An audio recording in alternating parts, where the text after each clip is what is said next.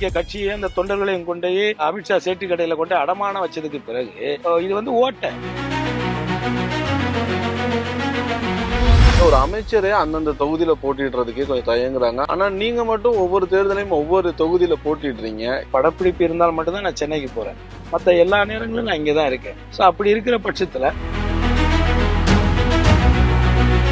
முக்குளத்தூர் புலிப்படைன்னு ஒரு பிம்பம் இருக்குல்ல, இந்த சமுதாய மக்களை தாண்டி மற்ற சமூகத்தினரும் உங்க மேல ஒரு நம்பிக்கை வச்சிருக்காங்களா?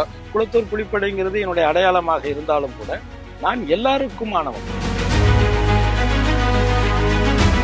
நீங்க வெளியில போயிருங்க, இங்க இருந்தா இன்னும் பெரிய பிரச்சனை. அது போலீஸ் சொல்லுவாங்கன்னு இவர் கதை சொல்றாரு. அப்படியே சொல்லியிருந்தா நான் போக மாட்டேன். ஒரு நாட்டை என்கிட்ட கொடுத்துரு, இல்லன்னா விஷத்தை வச்சு கொன்னுடு, சீமான் மக்கள்கிட்ட சொல்லிட்டு இருக்கிறாரு. மக்கள் முடிவு பண்ணிக்க.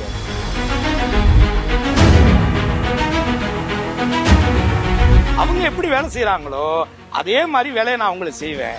அதனால நீங்க என்ன நம்புங்க, நான் மத்தவங்கள மாதிரி இல்ல. ஓரளவு நல்லா செஞ்சாரு. பார்க்க மாட்டாயா, எனக்கெல்லாம் ஒரு ரேஷன் கார்டு இல்லையா. ஏற்கனவே பேர் வந்தாரு, இந்த வந்து அவர் வர வாய்ப்பு இருக்கு. எல்லாமே வேணுங்க, எவங்க செய்யினாத எங்க பிடிக்க விடுங்க வேணாம்.